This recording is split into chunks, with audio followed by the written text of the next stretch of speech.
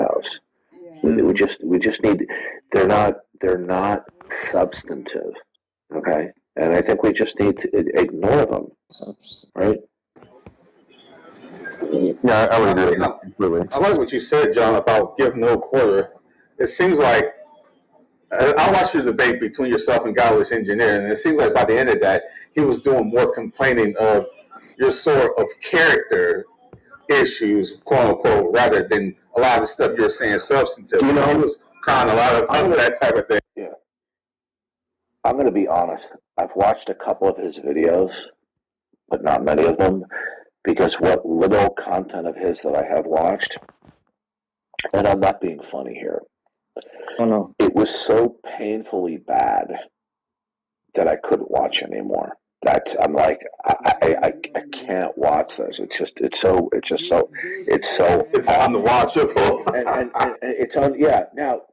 Now, I will gladly watch lectures by people who are pro-evolution, pro-atheism, people who are articulate, intelligent, and educated, because I want to hear what the intelligent ones have to say. But listening to that guy, it is painful. No, I'm telling you, you need to watch Sarah Walker's lectures on assembly theory. It is. Who is that?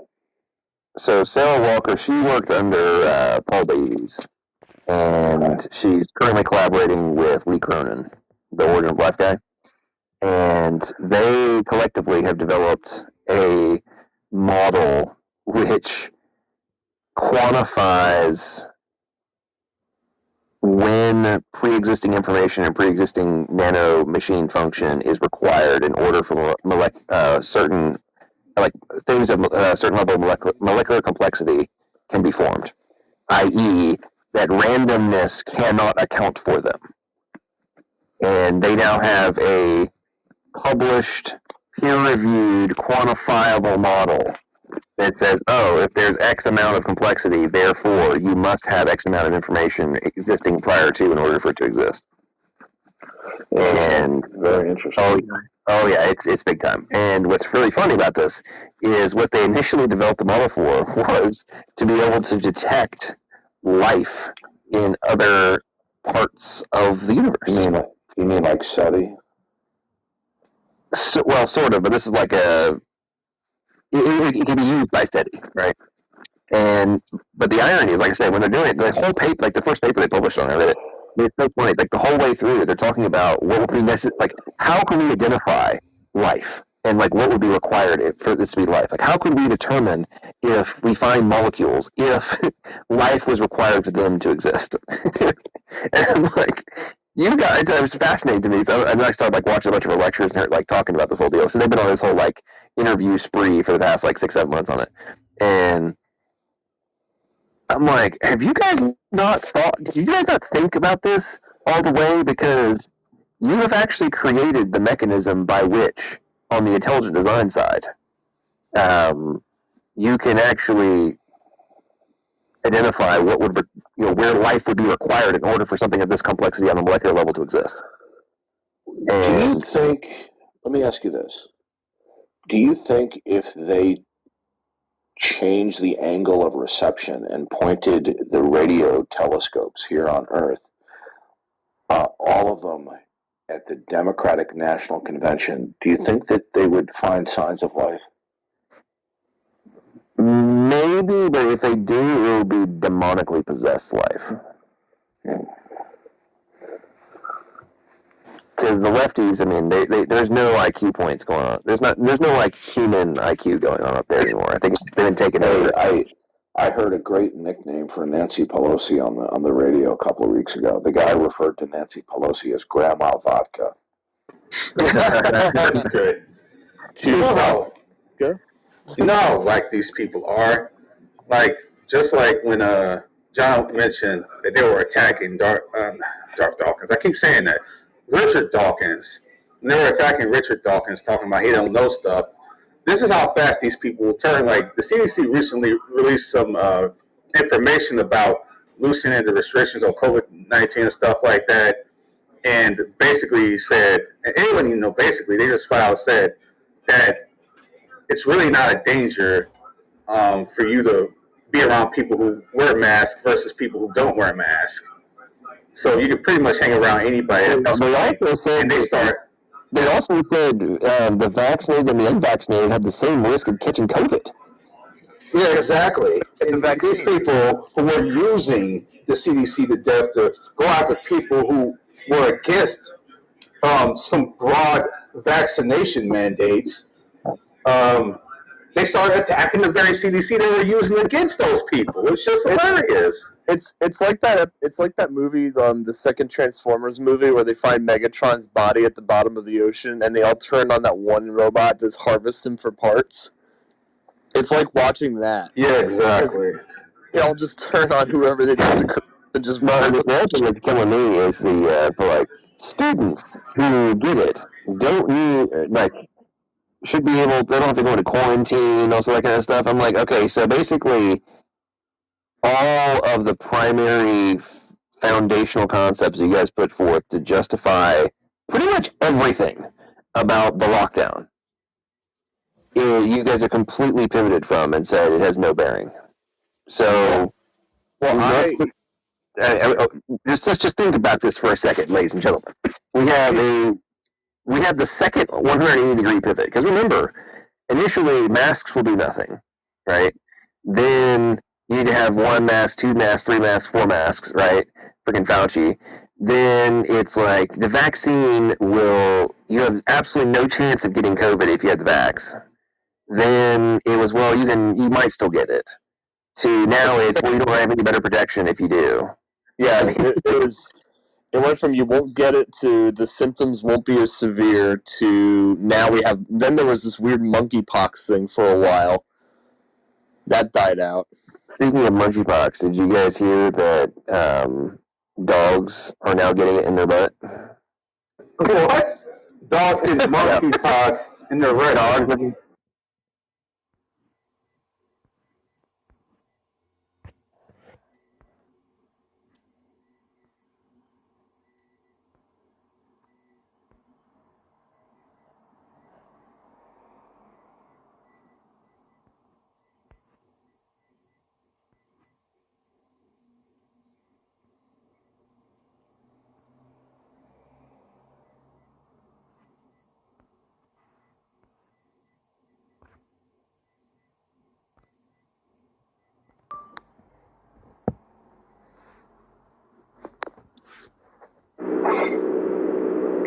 What do you call it when you're like?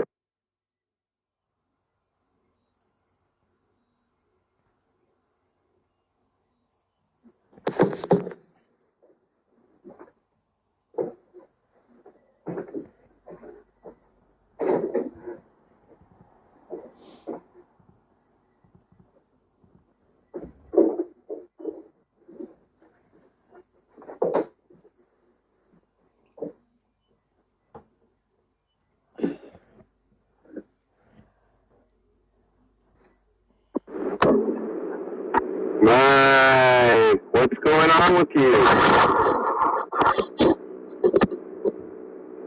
Hey, John. How you been? I thought you're buddies with Doc Dawkins. I thought he was your new best friend.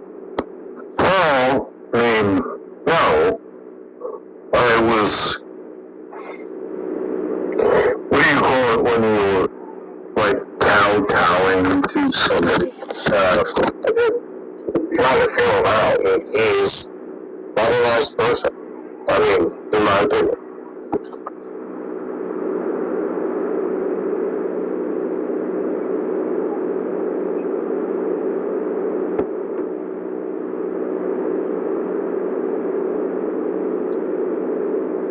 So, what do you think?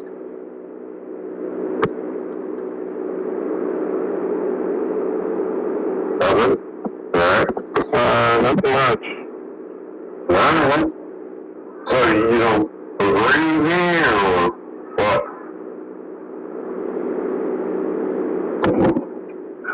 Do you disagree with what I said, or? didn't quite hear what you said.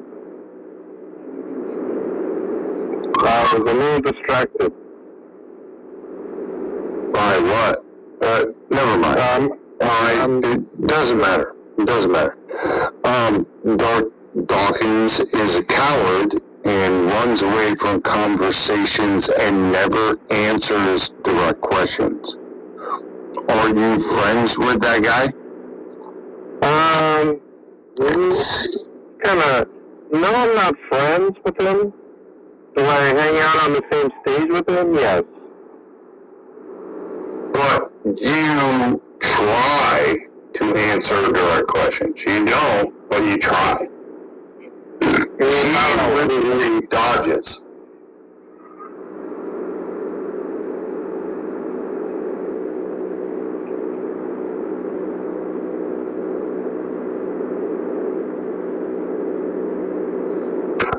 So you're cool with dodging questions, I guess? Well, I mean, why not? You think about that. Well, I mean, dodging questions makes you appear dishonest.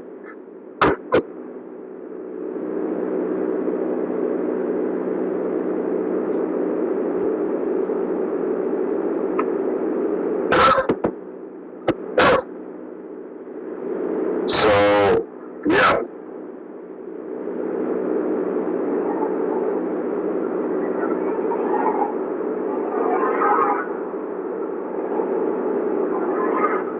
Nothing? I don't believe. Yeah, I mean, people don't always have to answer questions. That's what I figured. Sure.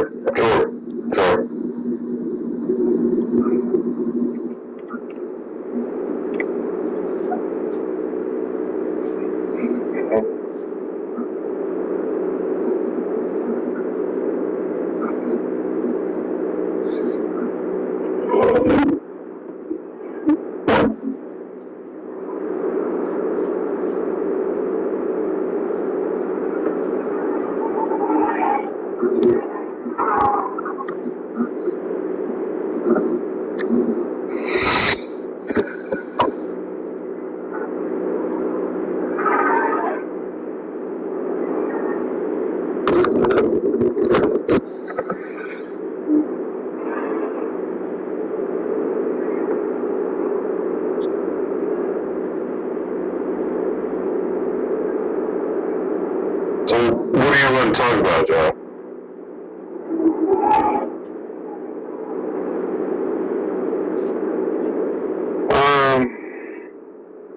Give me a topic for a change. Don't talk to us. Oh, give me a topic for a change.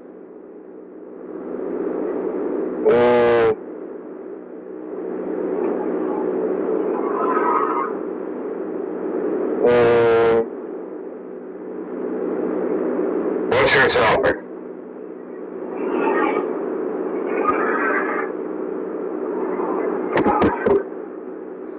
John, what's your topic?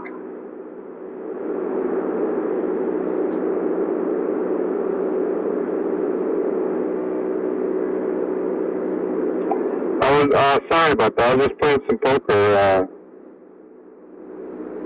Do you want to talk or do you want to play poker? I mean, if you don't want to talk, get off here. No, I just got a little distracted. No, I feel like talking. Sorry about that. All right. $75 million pot. Play money. No, right? Play money, yes. Yeah, there you go. Definitely play money.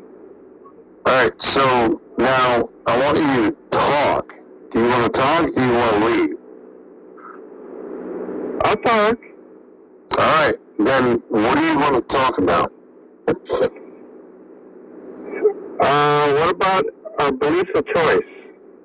Go ahead. Make the argument that they aren't. Go ahead. Well, I actually claim that they are not. Right. But they are. But they Is are. what you're saying they are. No.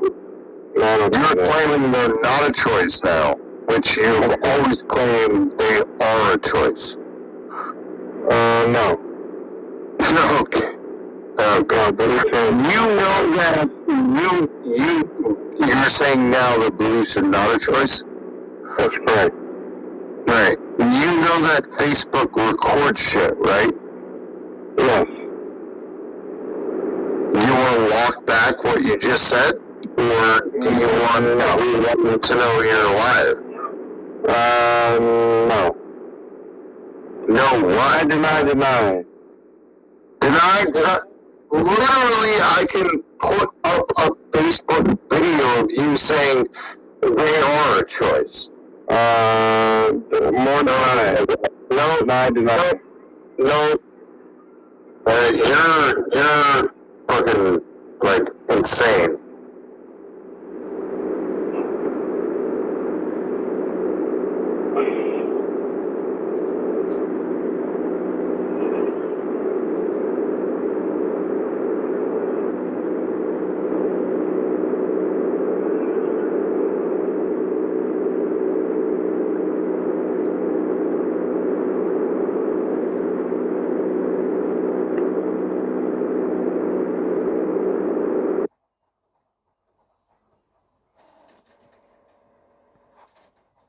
Do you not know that the passage from Genesis that says we have free will? Says true will? What scriptures that in Genesis? Where? Oh boy. Yeah. Show me what scriptures that. What verse? Chapter and verse. Sis, we'll give you time to Google it or find it and come back because it doesn't say that in Genesis. It does not. Not in the one in It my doesn't say we have free will. No. In Genesis. It does not. No, it does not say that, sis. No. Okay. Go against God. I'm gonna pull out my notebook because. Yes, please. We'll go back. We'll go back down to you. Let's go on to the next person. Am I allowed to say that the Bible says that our body doesn't belong to us? It belongs to God. Yes, it does. That it does say. The body is a temple. It says that too. Well, I don't know. But let's just go on to the next person. All right. Let's move on to Denny. Hi, yeah. I guess my question would probably be, I guess just a little bit of background on myself. Both my parents are super Pentecostal.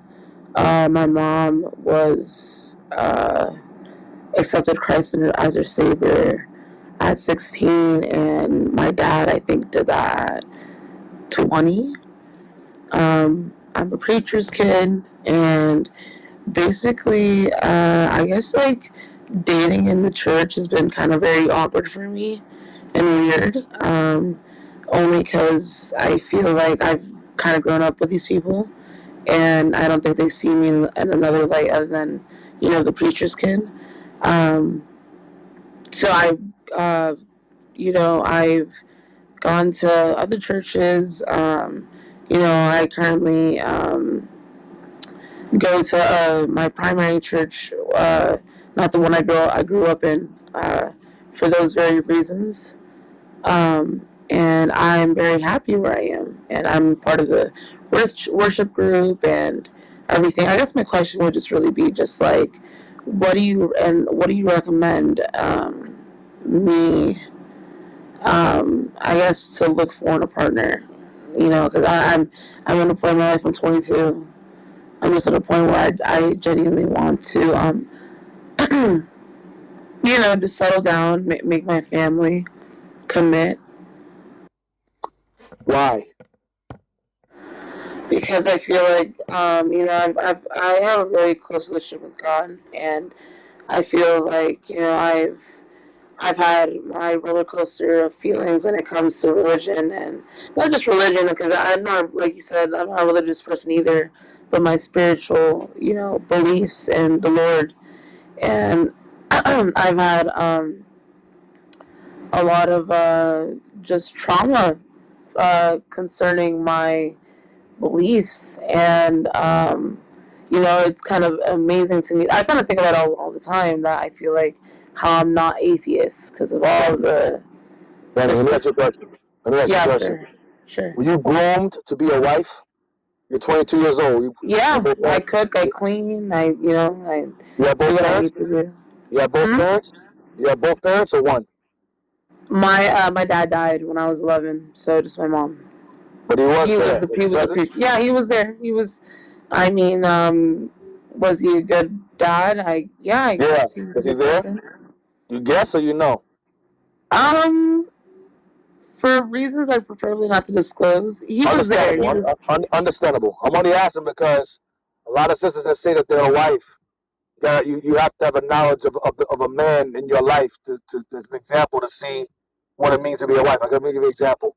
Like scripturally speaking, the Bible tells the elders to be as elders as fathers. When you examine the scriptures, the Bible tells the men to be as fathers to the women, meaning, and the women age women to be as mothers. So when our people back in ancient time, like you read about Esther. Esther was an orphan pretty much. Her parents died, and her cousin Mordecai played the fatherly role and pretty much helped raise her and guided her in her walk while she became queen over Persia to help assist her in saving her people from complete annihilation. My point of bringing that up is because sisters, when you examine the Bible, y'all were never ever left to yourselves. Y'all were never ever independent. There's no such thing as an independent woman in the Bible. Not one place. Y'all had either a father over you. If he died, there was an uncle. If he died, there was a brother. If he died, there was a cousin. If he died, there was a grandfather. If he died, there was an elder. There was never a point in time where women were left to their own devices. Never. So my point is that that's why I asked about your father. Not to find your business, but to ask because there was always a male influence in our sisters' lives as well as a female. There was always a balance. So you going to church, do you have male figures in the church Absolutely. teaching you how to be a wife? Yeah, absolutely. That's actually a big reason as to why. So why haven't you how long you been going to that church? Well, I've been going there since I was like 18, but I was living in Florida for a couple of years, so I was going to church down there for a couple. But for when I was there, but I didn't really like it, and I ended up moving back to my hometown. So I went back to where I feel comfortable in. So you left your old church and came back. Yeah, it's a little complicated, but basically, I'm sorry. I asked that question because to be, like I said before, were you groomed because your father was there when you up until you were 11? That's not long enough to really assist you in.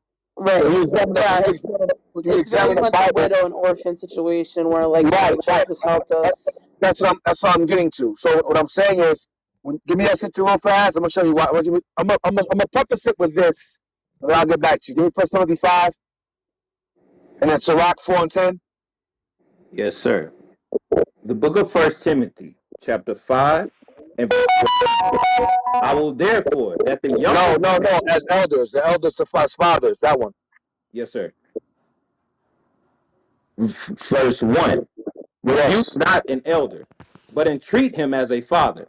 So the Bible says to entreat an elder as a father. That would be a church elder, the congregation, because back then, when the disciples were around, they were father figures to the church members that they were over. Like Matthew, Peter, James, and John, Paul, they were elders. Read the next verse. But entreat him as a father, other men as brethren. And the younger men are your brothers. They're like your siblings, right? The older women as mothers. And the older women are as elders' wives most of the time, or elder women who've been there for a while. Their age, have experience, to treat them as mothers. Go ahead. The younger as sisters. And the younger women are like your sisters. So it's a family structure. If you examine the Bible, it was a family unit.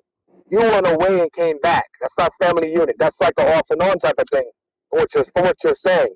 So no, I mean I left because of college. I was going. No, I'm understanding. I'm just saying you wasn't there consistently. Yeah, That's what I'm saying. I like. Yeah, you went away. I understand. You went away and you came back later on, right? Yes, but I was going to church in Florida as well. Like I wasn't like away from my. I was kept in touch with my congregation, but I truly, kept. As soon as I came back, I decided I was like, you know what, because I didn't really like the churches in Florida, so I was like, well, I want to come back. And I sing. So I'm part of the youth group, and I'm the leader of worship for the youth group. I got baptized when I was like 15. I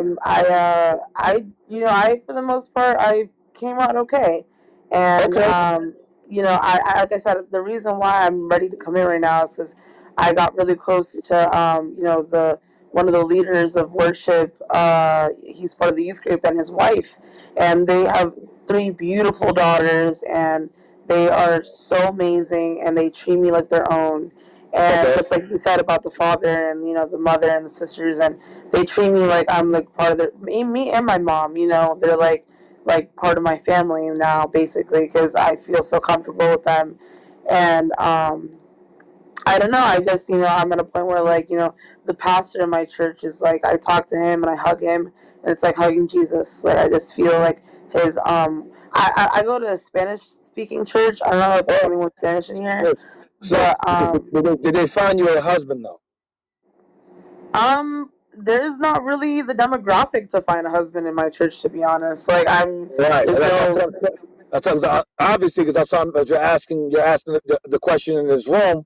How do I go about finding a spouse? That's all I'm asking. Like, you have these parental figures in your life, and you said the demographic is not there. Understandable. You also mentioned that you have a relationship with God. Did you say that earlier? Yes, I did. Okay, cool. So when you say you have a relationship with God, would you say in the same breath that you have a knowledge of God or know Him, in the same breath? I mean, in the same breath, absolutely. Only because like I said, my parents. It's structure for me. It's my routine. Like ever since I was a child, like I've been going to church 3 or 4 times out of the week. Bible study, vigilia, or vigil. I'm sorry, that's how you say it in English. Right. Vigil. Worship, study group, everything. I've seen the whole lifestyle. I've done the lifestyle. This is who I am. It's how I am, and I've accepted it. Okay, so I'm gonna read something for you real quick to show you. I'm gonna put it to the test to see. Let's just put it to the test.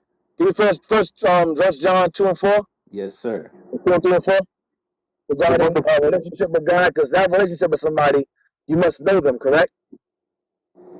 The Lord, or yeah. To have a relationship with somebody, you must know them, correct? You must have a knowledge. Absolutely, have an intimate relationship with God. I speak to the Lord when I wake up, and during my lunch, and during dinner. My name originates from in the book of Daniel. Right, Daniel. I know. All right, Danny, I got you. Watch this. Read that. 1 John chapter 2 and verse 3. And hereby we do know that we know Him if we keep His commandments. So you hear that, Danny? It says hereby we do know Him, or have a knowledge of Him, or a relationship with Him, if we keep His commandments. So now I ask, do you keep His commandments? Right, absolutely. No, you keep His commandments? I mean, I repent when I can. I'm not perfect. No, Danny, listen to me. Do you keep His commandments? Yes, I try my best too. Which commandments do you keep? No fornication, no adultery.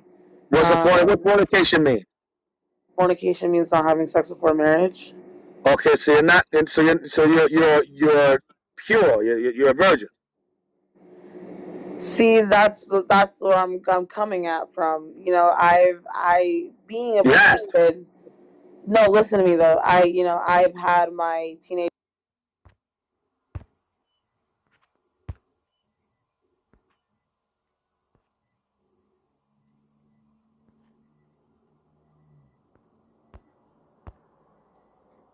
I've heard of that. I can't really say when it comes to all 3. I can't really say I know. I've always